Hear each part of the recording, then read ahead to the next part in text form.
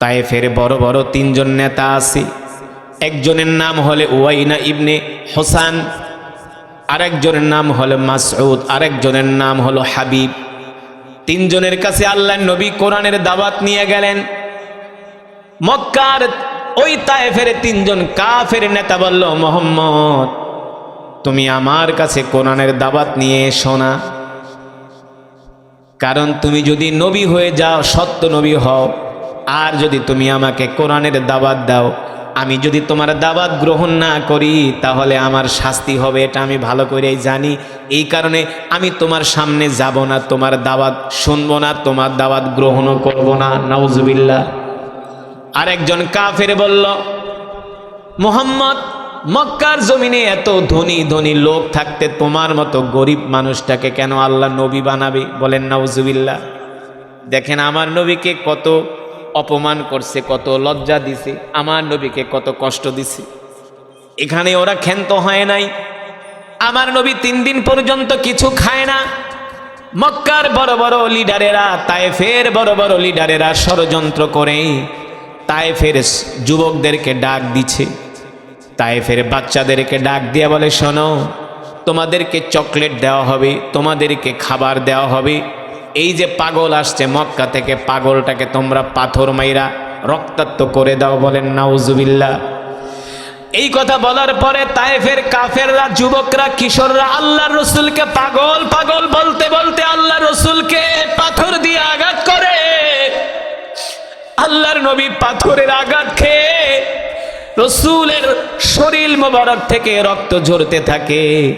সিরাতের কিতাবের মধ্যে আসছে রে যুবক, 1 কিলোমিটার 2 কিলোমিটার না, 5 কিলোমিটার রাস্তা আল্লাহর নবীকে তায়েফের কাফেররা দৌড়িয়েছে আর আল্লাহর নবীকে পাথর মেরেছে। শেষ পর্যন্ত কলিজার টুকরা নবী পাথরের আঘাত খেয়ে তায়েফের ময়দানে আল্লাহর রাসূল লুটিয়ে পড়লেন। আল্লাহর নবীর শরীর মোবারক থেকে ঝরঝর করে রক্ত বের হচ্ছে। এই দৃশ্য আল্লাহ তাআলা সহ্য করতে পারলেন না। আল্লাহ তাআলা জিবরাইলকে ডাক দিয়া বলেন, জিবরাইল যাও যাও, জমিনে যাও। আমি আমার যে নবীকে, যেই রসুলকে সৃষ্টি না করলে তাম পৃথিবী কিছুই সৃষ্টি করতাম না। আজকে আমার রসুলের উপরে তায়েফের কাফেররা পাথর মারে, আমি আল্লাহ সইতে পারি না, আমি আল্লাহ সইতে পারি না। যাও যাও, আমার হাবিব কি চায়?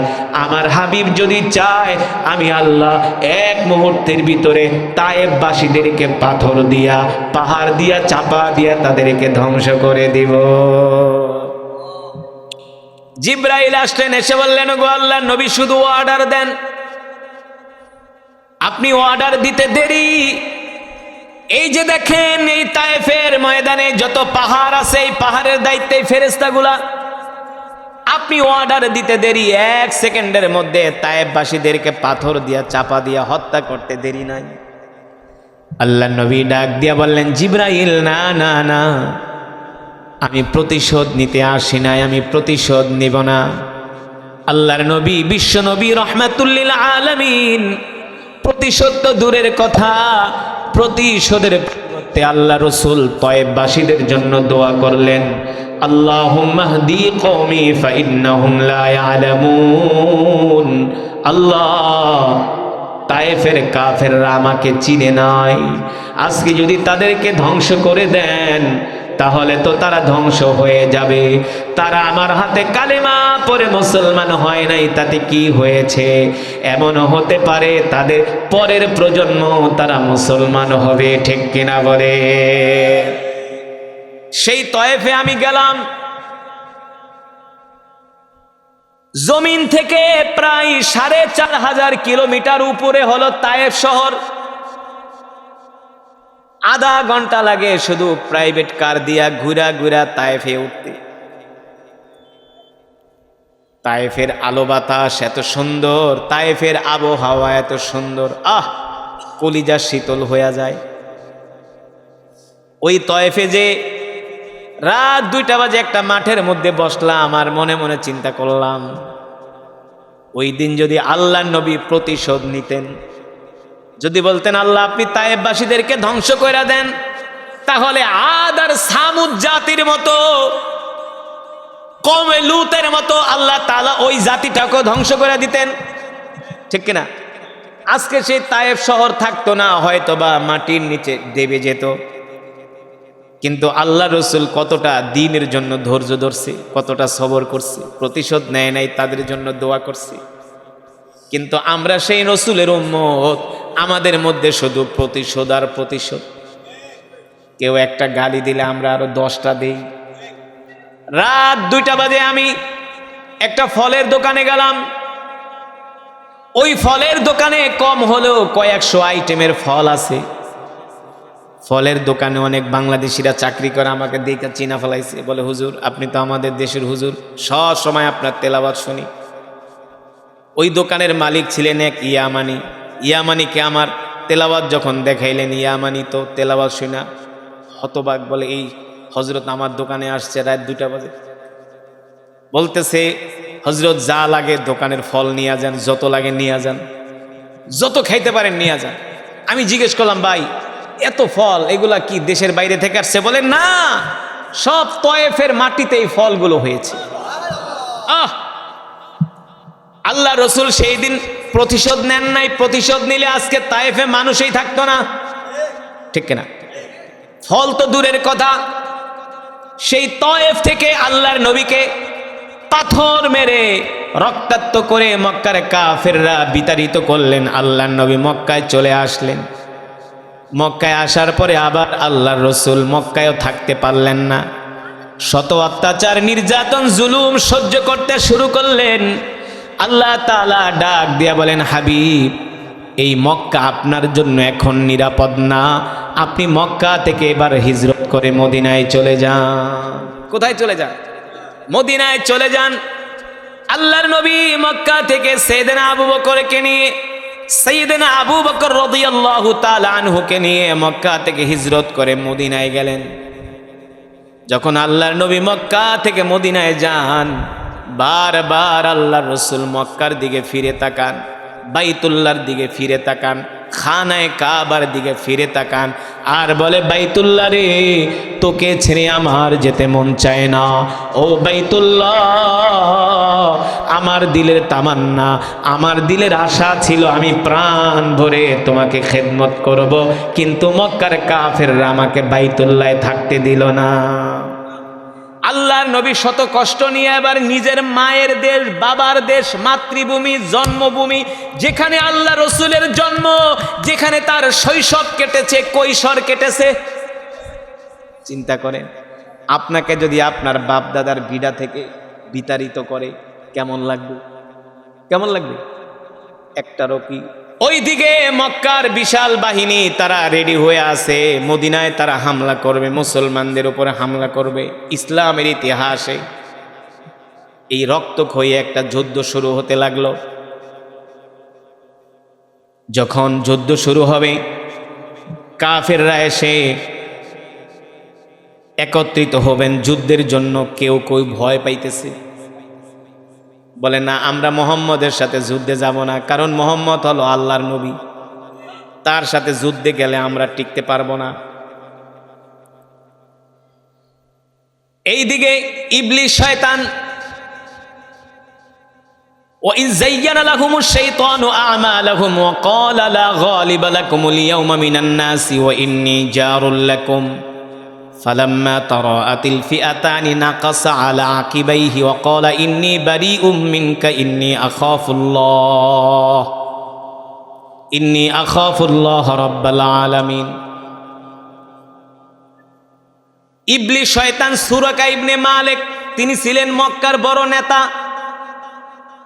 এই শয়তান তো যেই কারো সুরত ধরতে পারতো, আকৃতি গ্রহণ করতে পারতো।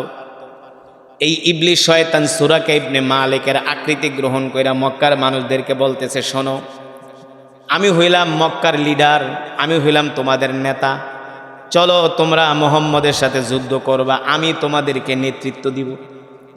এই কথা বইলা ইবলিস শয়তান সবার আগে আগে পতাকা নিয়া, কি নিয়া?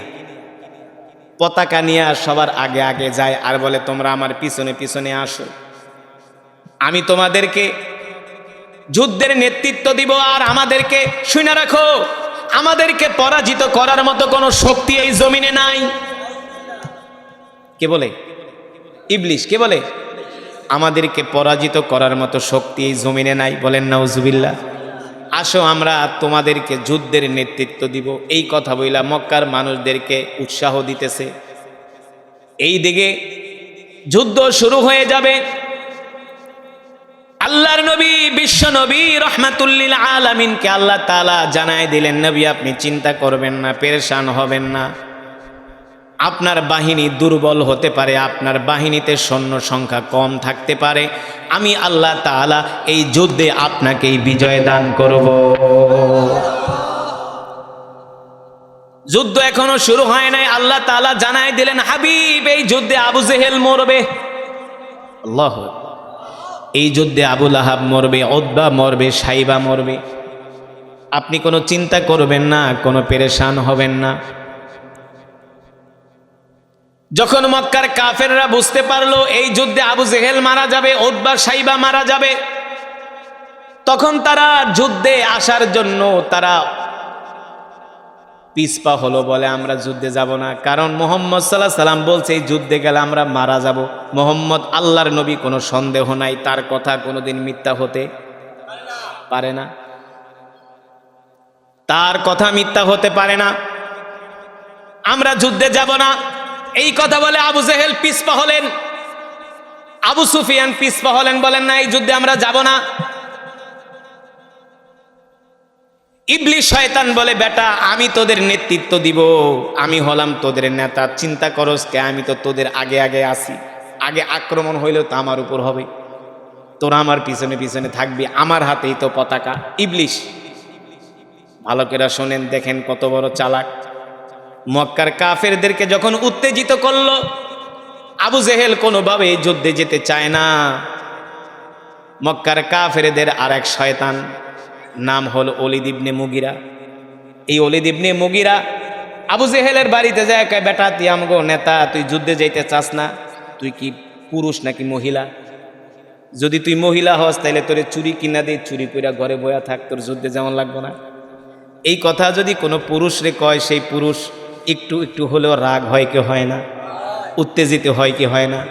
ওলীদ ইবনে মুগিরা বলে, তুই যদি এত ভয় পাস তাহলে তো তুই পুরুষ না, তুই মহিলা, তাহলে তোকে আমরা চুরি কিনা দিই, চুরি পইরা ঘরে বয়া থাক, তোর যুদ্ধ করা লাগবে না। এই কথা শোনার পরে আবু জেহিল্লায় বসার থেকে দাঁড়ায় গেছে, কস কি আমারে মহিলা বললি বেটা, যা আমি যুদ্ধে যাব, আয়, এই আশাই তোর জীবনের শেষ আশা, আর কোনোদিন জান নিয়ে বাড়িতে ফিরতে পারবি?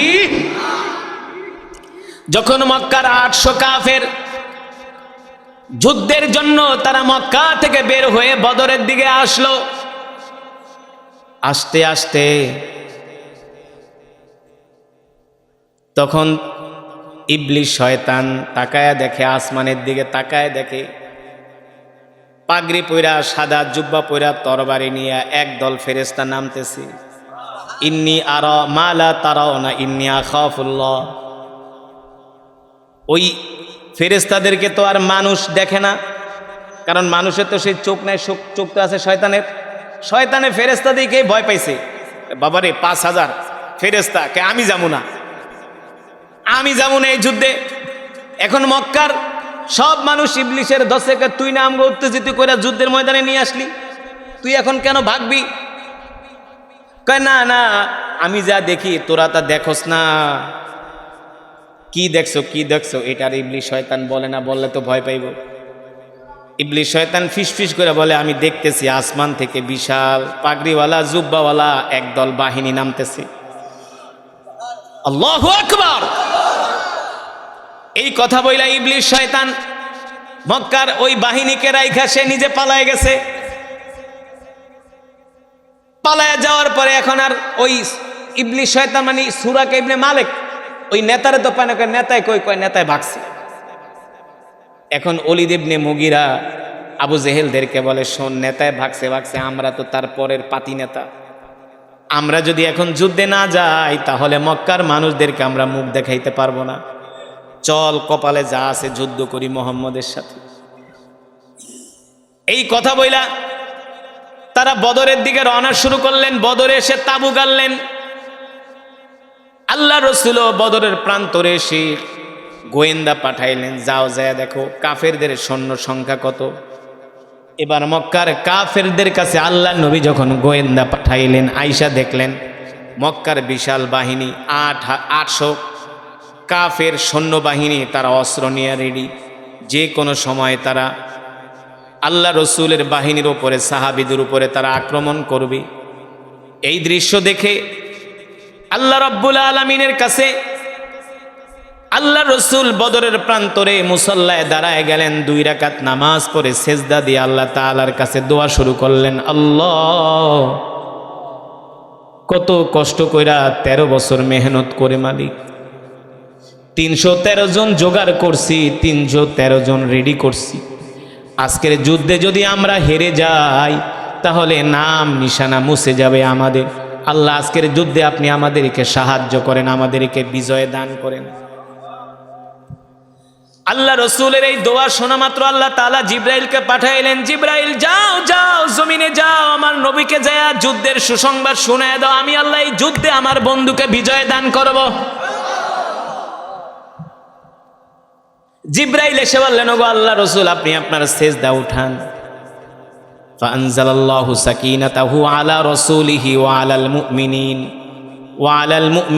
ওয়া আলজামাহুম কালিমাতাত তাকওয়া ওয়া কানু আহাক্কা বিহা ওয়া আহলাহা। ওগো রাসূল, আপনি আপনার সেজদা উঠান। ওগো রাসূল, আপনি আপনার সেজদা উঠান। আপনি চিন্তা করবেন না, পেরেশান হবেন না। আপনি 313 জন নিয়ে মক্কার বিশাল বাহিনীর সাথে লড়াই করার জন্য আসছেন। ওদের সৈন্য বেশি হতে পারে, অস্ত্র বেশি হতে পারে, ওদের রসদপত্র বেশি থাকতে পারে, কিন্তু এই যুদ্ধে আল্লাহ তাআলা ওদেরকে পরাজিত করবেন। আর আল্লাহ তাআলা আপনার ক্ষুদ্র দুর্বল বাহিনীকে আল্লাহ বিজয় দান করবে। নবী শোনেন, আপনি যেই জায়গাটায় আছেন এই জায়গাটা হলো মরুভূমি, শুকনা বালু। শুকনা বালুর উপরে পাড়া দিলে ঘোড়ার পা ডেবে যায়, বালুর ভিতরে পাড়া দিলে পা যুদ্ধ করে সুবিধা হয় না। ফাআনজালাল্লাহু সাকিনাতাহু আলা রাসূলিহি ওয়া আলাল মুমিনিনা ওয়া আনজালা জুনুদাল লাম তারাওহা। নবী গো, একটু পরে আল্লাহ আসমান থেকে এখানে বৃষ্টি নাজিল করবেন, বৃষ্টি বর্ষণ করবেন। আর বৃষ্টি বর্ষণ করার ফলে এই বালুগুলো তখন পানি পাওয়ার পরে শুকনা হয়ে যাবে, শক্ত হয়ে যাবে। আর শক্ত হওয়ার কারণে এইখানে আপনারা যুদ্ধ করে সুবিধা করতে পারবেন। কিন্তু কাফেররা যেখানে আছে সেখানে বৃষ্টি হবে না, সেখানে তারা যুদ্ধ করে সুবিধা করতে পারবে না। আল্লাহ আছে কে আছে না? আল্লাহ তাআলার সাহায্য আছে কে আছে না? শুধু এখানেই শেষ না, আল্লাহ তাআলা আসমান থেকে বৃষ্টি বর্ষণ করলেন, ওই জায়গাটা শুকায় গেল। এবার সাহাবীরা দৌড়দৌড়ি কইরা, ঘোড়া দৌড়ায়া একজন আর একজনের সাথে ট্রেনিং দিতেছে, দেখে জায়গা খুব সুবিধা মতো। শুধু এখানেই শেষ নয়, আল্লাহ তাআলা কোরআনুল কারীমের সূরাতুল আলে ইমরানের মধ্যে আয়াত নাজিল করে দিলেন, বালা ইন তাসবিরু ওয়া তাত্তাকু ওয়া ইয়াতুকুম মিন ফাওরিহিম হাদা ইউমদিদুকুম রাব্বুকুম বিখামসাতি আলাফিম মিনাল মালাইকাতি মুসাউওয়িমিন। নবী গো, আপনি যখন কাফেরদের সাথে লড়াই শুরু করবেন তখন আল্লাহ তাআলা আপনার জন্য আসমান থেকে 5000 ফেরেশতা পাঠায়া দিবে। কয় হাজার? আরো জোরে বলেন, কয় হাজার? 5000 ফেরেশতা পাঠায় দিবে। ওই 5000 ফেরেশতার বাহিনীকেই কিন্তু ইবলিস দেখছিল, কারণ সে তো তাকাইলে সব দেখে। যখন দেখছে আসমান থেকে নামার প্রস্তুতি নিতে আছে, ইবলিসের পায়জামা গরম হয়ে গেছে। বাবারে 5000 এটির সামনে তো টিকা যাবে না, কেন ওরা তো মানুষ না, ওরা তো ফেরেশতা। ইবলিস শয়তান দেখে আগে লেজ গুটায়া পালাইছে। সব জ্ঞান নেওয়া যায়, যায় কি যায় না? ইবলিস শয়তানের চক্রান্ত বড়ই ষড়যন্ত্র। এবার আল্লাহ তাআলা আসমান থেকে 5000 ফেরেশতা নাজিল করলেন যেই পাহাড়ে। ওই পাহাড়টা আমি আমার নিজের চোখ দিয়ে এবার দেখে আসছি। যারা গেছেন তারা দেখছেন, না গেলে কোনোদিন বুঝবেন না।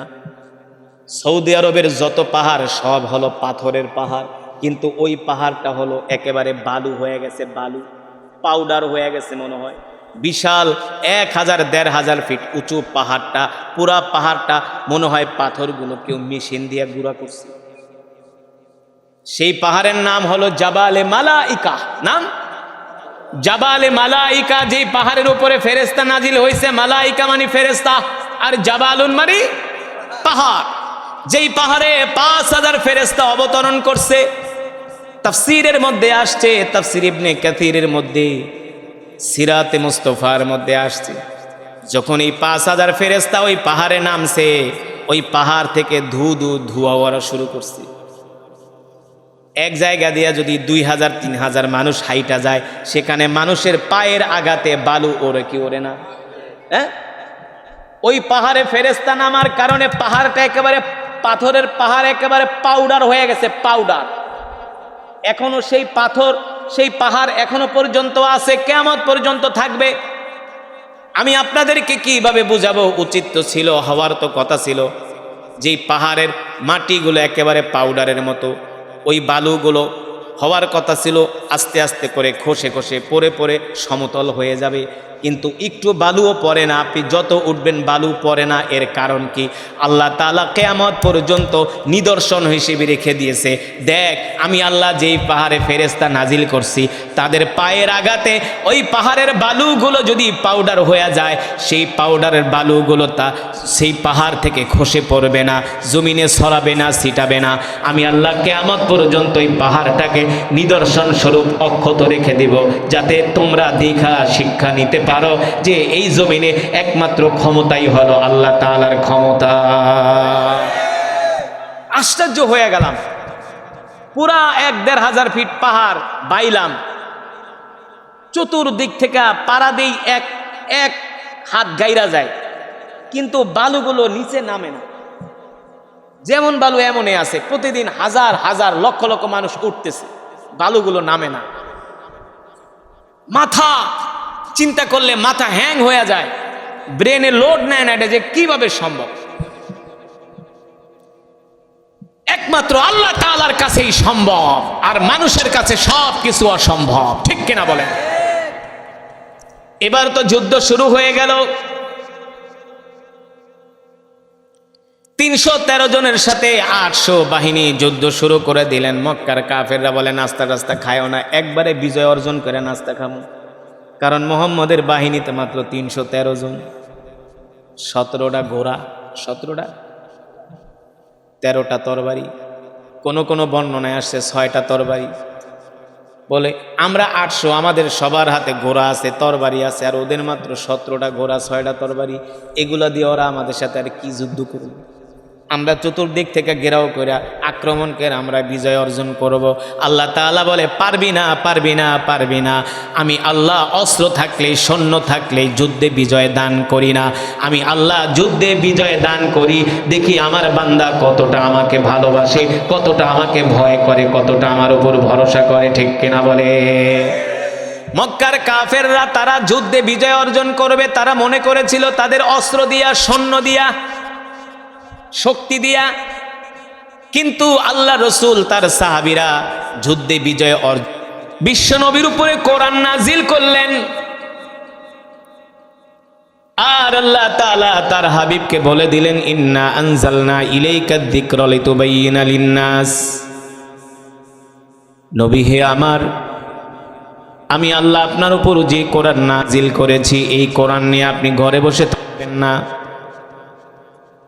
এই কোরআন দিয়ে আপনি মক্কার মানুষদেরকে দাওয়াত দেন। কি করেন? এই কোরআন দিয়ে আপনি আবু জেহেলকে দাওয়াত দেন, আবু লাহাবকে দাওয়াত দেন। এই কোরআন দিয়ে আপনি উতবা, শাইবাকে দাওয়াত দেন, ওলীদ ইবনে মুগীরাকে দাওয়াত দেন। মক্কার প্রতিটা ঘরে ঘরে আপনি কোরআনের দাওয়াত পৌঁছে দেন। আল্লাহু আকবার। আল্লাহর নবী কোরআন নিয়ে ঘরে বসে থাকেন নাই, মানুষের মাঝে কোরআনের দাওয়াত দিয়েছেন, কোরআনের দাওয়াত পৌঁছে দিয়েছেন। ঠিক কিনা বলেন? শুধু কোরআনের দাওয়াতই দেন নাই, আল্লাহ রসুল আল্লাহর জমিনে আল্লাহর কোরআনের রাজ কায়েম করেছেন। ও মুসলমান ও যুবক, আল্লাহ তাআলা শুধু এই কোরআন তাবিজ লেখার জন্য নাজিল করে নাই, কথা বলেন, এই কোরআন জার ফুক দেওয়ার জন্য নাজিল হয় নাই। বাপ মরে যাবে 40 দিন পরে 40 জন ইমাম দাওয়াত দিয়া 10টা গরু জবাই করায়া সন্ন্যাসী চরের সব মানুষদেরকে জনমের মতো খিচুড়ি খাওয়াবে। এই কারণে আল্লাহ কোরআন নাজিল করে নাই। আল্লাহ তাআলা কোরআন নাজিল করেছেন আলা লাহুল খালকু ওয়াল আমর তাবারাকাল্লাহু রাব্বুল আলামিন। নবী হে আমার, আপনি দুনিয়ার মানুষদের সামনে এই কথা উচ্চারণ করেন, আসমান যার আইন চলবে তার। আসমান যার আইন চলবে তার, বিধান যার, জমিনে বিধান চলবে তার। যার আসমান, যার জমিন, যিনি সূর্যের আলো দেয়, যিনি বৃষ্টি দেয়, তার জমিনে তার আইন ছাড়া অন্য কারো আইন চলতে পারে না। পারে?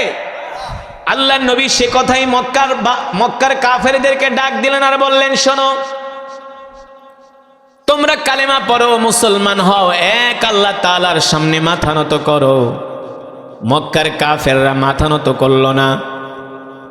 আল্লাহর নবীকে এত কষ্ট দিলে, এত কষ্ট কেমন কষ্ট? আল্লাহর নবী মসজিদে যায়, রাস্তার ভিতরে কাঁটা বিছিয়ে রাখে। আল্লাহর নবীর চলার পথের মধ্যে কাঁটা বিছিয়ে রাখে।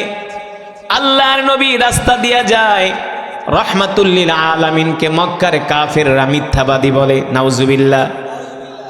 আল্লাহর রাসূলকে মক্কার কাফেররা জাদুকর বলে, গণক বলে। আল্লাহ তাআলা কোরআনুল কারীমের মধ্যে বলে, মা আনতা বিনিআমাতি রাব্বিকা বিকাহিনি ওয়ালা মাজনুন। আমার নবী পাগল না, আমার নবী গণক না, ঠিক কিনা বলে? তিনি হলেন নবী। আমি আল্লাহ তাআলা আমার নবীকে কোরআন দিয়ে মক্কার জমিনে পাঠিয়েছি, ঠিক কিনা বলেন? ও যুবক, ও মুসলমান, আজকে তুমি আমি কোরআন পড়ি না, নামাজ পড়ি না, দ্বীন মানি না, ইসলাম মানি না, অথচ এই কোরআনের জন্য আল্লাহর নবী তায়েফের ময়দানে। আমি যখন মক্কা শরীফে যাই, উমরায় যাই, আমি তয়েফে একবার না একবার যাবই। কারণ যেই তয়েফে যে আমার কলিজার টুকরা রাসূল মার খেয়েছেন, ওই তয়েফে যে চোখের পানি ছেড়ে আল্লাহ রাসূলের জন্য দোয়া করি, আল্লাহ রাসূলের শানে দুরূদ পড়ি। ওই তয়েফের মাটি দেখলেই কলিজার মধ্যে আঘাত। মুসলমানের জাতির পিতা হলো ইব্রাহিম আলাইহিস সালাম। বাবা পুত্র মিলা যখন বাইতুল্লাহ সংস্কার করলেন, তখন বাবা ছেলে মিলা দোয়া করছে, আল্লাহু আকবার, রব আপনি আমাদের এই খেদমতকে কবুল করেন, এই ঘরকে কবুল করেন। সুবহানাল্লাহ বলেন।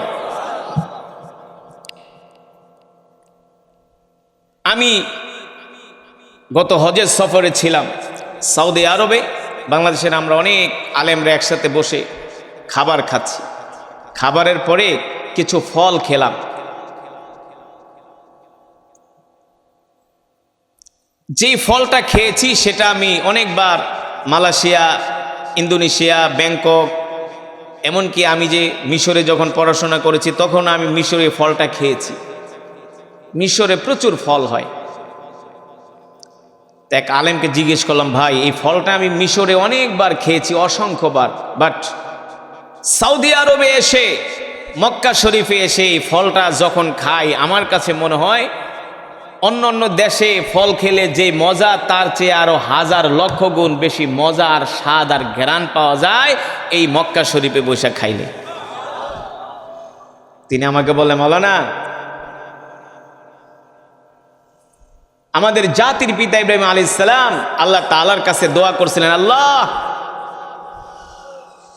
মক্কা, সৌদি আরব এগুলো হলো পাহাড়ের দেশ, পাথরের দেশ, সেখানে কোনো ফল ফলাদির গাছ আগে তেমন ছিল না। কিন্তু জাতির পিতা ইব্রাহিম আলাইহিস সালাম দোয়া করছে, আল্লাহ এই ভূখণ্ডে ফল ফলাদি কম হয়, তাতে কি হয়েছে, আপনি সারা পৃথিবীর দামি দামি জিনিসগুলো এই ভূখণ্ডে আনার ব্যবস্থা করে দেন। জাতির পিতা দোয়া করার কারণে পৃথিবীর সব ভালো ভালো জিনিসগুলো মক্কা শরীফে যায়, দামি দামি ফলগুলো মক্কা শরীফে যায়।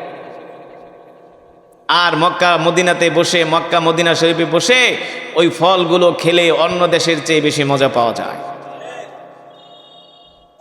وَإِذْ قَالَ إِبْرَاهِيمُ رَبِّ اجْعَلْ هَذَا بَلَدًا آمِنًا وَارْزُقْ أَهْلَهُ مِنَ الثَّمَرَاتِ। আল্লাহ, সারা পৃথিবীর ফল ফলাদি খাবার, দামি দামি খাবার আপনি এই ভূখণ্ডের মানুষদেরকে খাওয়ান। দেখেন, সারা পৃথিবীর সব দামি দামি খাবারগুলো সৌদি আরবে পাওয়া যায়। আজ পর্যন্ত কোনো হাজী সাহেব বলতে পারবে না, কোনো দোকানে গেছে, বলছে ভাই আধা ঘন্টা পরে আসেন, ফল শেষ। অথবা মাপ তো কয়টা খাইছেন, এই কয়টার দাম কম রাখবো, বেশি রাখবো, তারপর বাকিগুলোর দাম দিব। অথচ ভাই কোনো সমস্যা নেই, যে কটা খাইছেন আলহামদুলিল্লাহ, আপনি মেহমান, দেন টাকা দেন, বাকি টাকা নিয়ে যান। মুসলমান, যে কোরআন তেলাওয়াত করলাম, জাতির পিতা যেই ভূখণ্ডে বসে দোয়া করেছিলেন, সেই ভূখণ্ডে এই কোরআন নাজিল হয়েছে, সেই ভূখণ্ডে এই কোরআন নাজিল হয়েছে। আল্লাহ রাব্বুল আলামিন